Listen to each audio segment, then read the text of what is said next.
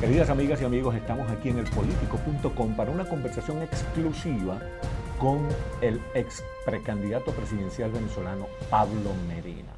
Pablo Medina es un político veterano, protagonista de muchas luchas por la democracia en Venezuela. Anda por Estados Unidos promoviendo precisamente la candidatura de Enrique Capriles Radonsky, candidato de la oposición democrática en Venezuela. Ahora, Pablo, las encuestas, hay todo un abigarramiento de encuestas que señalan que es muy difícil que Capriles Radonsky gane las elecciones. Bueno, eso es naturalmente lo que debe decir el gobierno, pero el pueblo venezolano no es masoquista. Aquí ya llevamos 13 años de un régimen que fracasó, que llegó a tener más de $1 billón en 13 años, más lo proveniente por parte del narcotráfico, y sin embargo Venezuela presenta una destrucción muy grande en sus vías de comunicación, en los hospitales, en las escuelas, el desempleo, la inflación galopante que acogota a todos los venezolanos, la destrucción de las empresas, del empleo, y prácticamente secuestró lo que es las prestaciones sociales, los fondos de pensión y jubilación, la seguridad social, para limpiar capitales, para lavar capitales. Entonces el pueblo venezolano está descontento, crece todos los años las protestas en Venezuela. El año pasado fueron 3.600 protestas de trabajadores, muchos de ellos provenientes del campo del chavismo. Hace 2 años eran 2.600 y este año el crecimiento de la protesta, de los conflictos, de las huelgas es exponencial. De tal manera que este es un cuadro que indica que el descontento crece y por lo tanto eso tiene un reflejo electoral, como lo tuvo por ejemplo en las elecciones parlamentarias de hace 2 años, donde el gobierno perdió 52-48. Y me refiero al gobierno, me refiero a Hugo Chávez, porque él fue el que hizo campaña. Luego, de este lado hay una serie de ventajas. Primero, la unidad.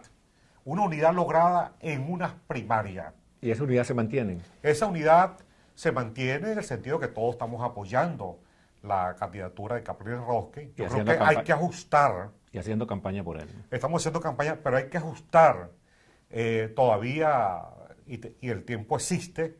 La campaña todavía no ha comenzado formalmente, pero hacer los ajustes necesarios para blindar esa unidad con política, con acercamiento, con confianza.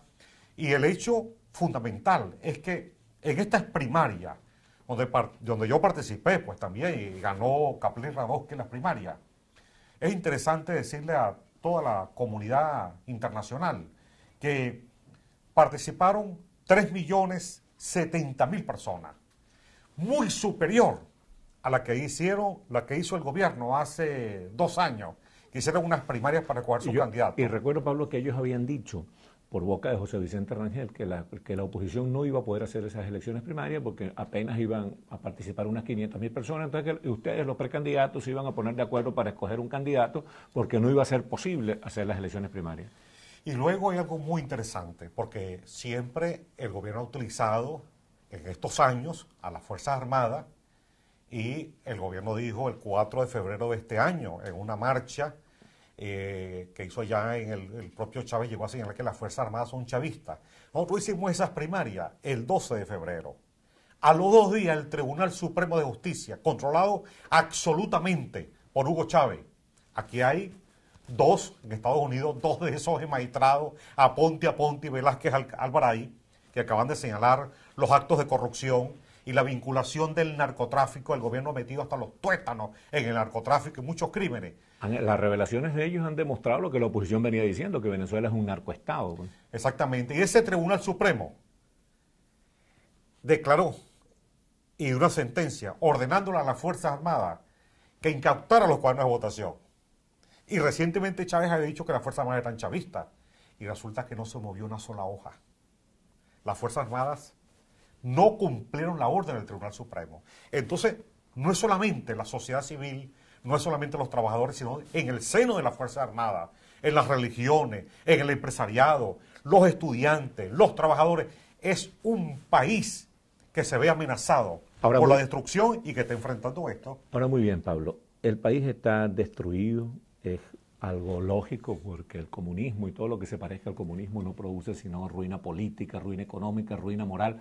Pero ustedes, la oposición democrática, ¿qué le ofrecen a Venezuela? ¿Cuál es el programa de ustedes para recuperar a Venezuela? Bueno, eso está se está afinando, porque hay un proyecto de la Mesa de la Unidad, que yo lo firmé, como lo firma un trabajador. Yo vengo de las filas del movimiento de los trabajadores. Cuando te despiden, por ejemplo, en una empresa y tú estás descontento con el pago, tú firmas con derecho a reclamo. Yo firmé el proyecto, el programa de la Mesa de la Unidad, que sirve de plataforma a la candidatura que ha presentado. ¿Cuáles son las líneas maestras de ese programa? Bueno, digamos que se trata de reconstruir a Venezuela. Venezuela está destruida. Pero hay algunos puntos que son básicos, que fue las razones por las cuales en ese momento yo hice unas críticas, que hoy tienen mayor sentido, para mayor comprensión. Y es que nosotros, por ejemplo, tanto Diego Barria y yo, nosotros planteamos la necesidad de convocar una Asamblea Nacional Constituyente, porque los poderes públicos están secuestrados. Vean ustedes, todos esos magistrados, ¿qué es lo que está diciendo Aponte y Velázquez Alvaray? Cómo el Poder Judicial, ese Tribunal Supremo, fue designado a partir del crimen del fiscal Danilo Anderson, porque el gobierno no lo controlaba, era 11-9, ese Tribunal Supremo, después del 2012, dictó una sentencia en la cual dijo que Chávez había renunciado y que hubo vacío de poder, y eso fue la razón por la cual matan a Danilo Anderson, porque Danilo Anderson había investigado los acontecimientos del 11 de abril, iba a enjuiciar a Hugo Chávez, iba a enjuiciar a los generales que ordenaron disparar el 11 de abril contra la manifestación del 2002, y entonces lo asesinan faltando una semana para iniciar las acciones. Con el crimen de Danilo Anderson, entonces el gobierno controla totalmente el Poder Judicial, designan a los pocos días 11 magistrados principales y 17 suplentes. Ok, ahora en materia política estratégica, Diego Barria y tú plantean una asamblea constituyente, pero en materia de la solución concreta de los problemas sentidos y cotidianos de los venezolanos, digamos, los servicios públicos, la seguridad, el déficit de vivienda, la inflación, ¿qué plantean ustedes? Bueno, hay muchas, en esos aspectos, por ejemplo, lo que tiene que ver con la inflación, ya es una materia de orden económico. Lo básico en esos casos, un país destruido como Venezuela, es el control primero de la administración de la hacienda pública, limpiar, ordenar la hacienda pública y controlar esa inmensa masa monetaria que está en la calle. En Venezuela hay 470 millardos de bolívares en la calle, es decir, la liquidez. Y hay una masa monetaria que no se corresponde con la producción nacional ni se corresponde con las reservas internacionales. Entonces hay un problema. Y además él está trayendo dinero para meterlo en la campaña electoral, por ejemplo, sí, los 30.000 millones de dólares de la venta futuro de petróleo con China, ¿no? Por ejemplo. Y luego hay medidas de carácter económico, financieras, fiscales que hay que tomar, pero la dirección va dirigida a un plan de obras públicas, como hace cualquier gobierno serio que quiera realmente reconstruir el país, generar empleo, un plan de obras públicas de construcción de escuelas, de hospitales que no se construyen hace muchos años, carreteras que están destruidas, y eso va a ir generando empleo masivo. Tú acabas de anunciar ahora lo de China. Nosotros tenemos en Venezuela una invasión del imperio chino, del gobierno chino. No hay un pueblo en Venezuela, no hay un barrio, no sé cómo podríamos decirle aquí un barrio. Sí, cualquier condominio, cualquier... Que no haya presencia de los chinos, que no eran los chinos de antes, del siglo pasado, que llegaban y montaban una lavandería y, bueno, chinitos lavando lopa, como decían ellos. No, esto es una inversión después progresaban y se convertían en unos ciudadanos de primera, ¿no? Esto es una cosa masiva, con cédula en mano para votar. Tienen el control ahorita de las fajas petrolíferas del Orinoco, las minas de oro, Cristalé. Hay negociaciones para comprar prácticamente las empresas básicas de Guayana, todo lo que es materia prima.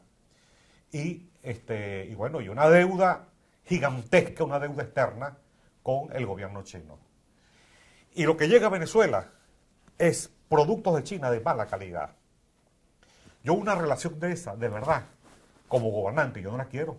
Una relación así de vasallaje, donde el Venezuela, que toda la vida lo que ha hecho es exportar sus materias primas incluyendo el petróleo, el destino fatalmente son pueblos muy pobres. Porque cuando tú tienes materias primas, un país que goza, Venezuela, de esas ventajas, el papel principal de la economía es procesar aguas abajo esas materias primas.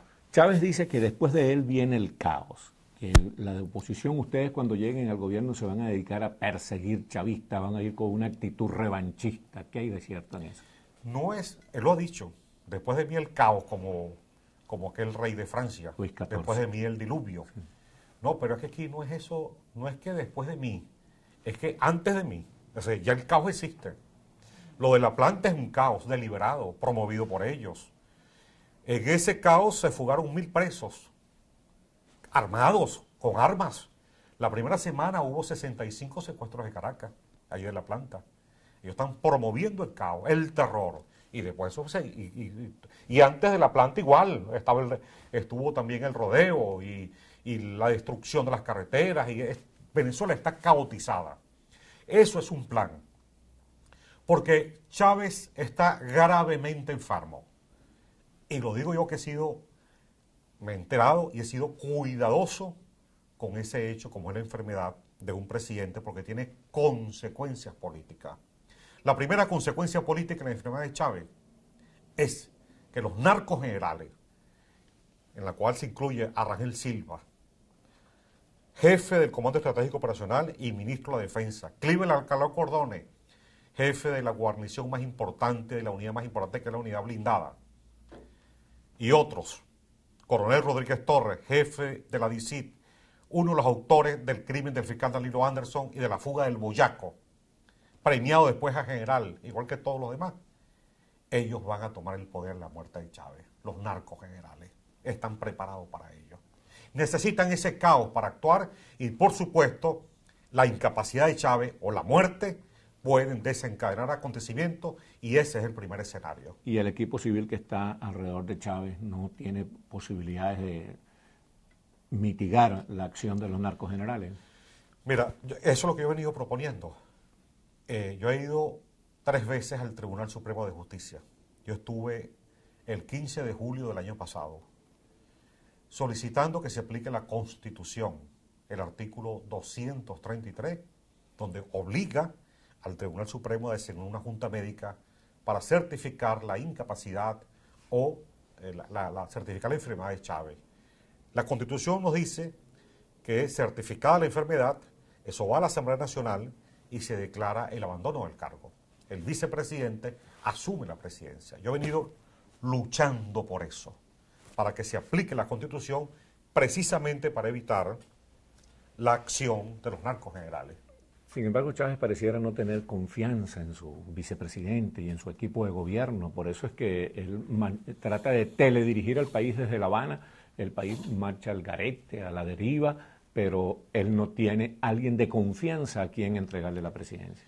El problema es que, por ejemplo, las declaraciones de Aponte y Velázquez Alvaray señalan a prácticamente todo su gabinete. Incluso hasta Diosdado Cabello. A Diosdado Cabello, que hace 2 meses era visto como el hombre de la transición, y Aponte señala que sí está metido también en el narcotráfico y en los ilícitos en relación con la droga.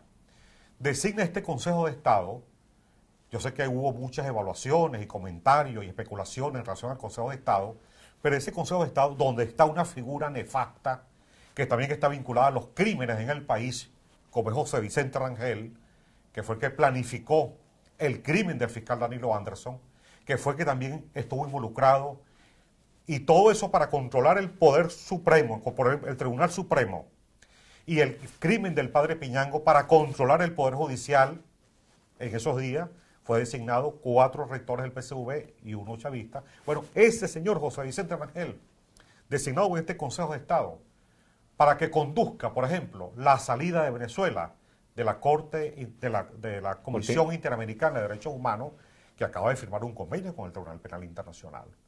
Ese es el propósito de una figura nefasta, vinculado a crímenes, a la corrupción, que tiene, por cierto, aquí a uno de sus testaferros, a Pedro Torres Siliberto. Bueno, eso te indica la podredumbre de este régimen. el olor, la cloaca maloliente de este régimen. Y eso lo sabe el pueblo venezolano. Entonces, ¿cómo va a ganar? Por eso digo lo que dije al principio, el pueblo venezolano no es masoquista. Si algo sabe el pueblo venezolano, el olfato político de los cambios, siempre busca provocar esos cambios.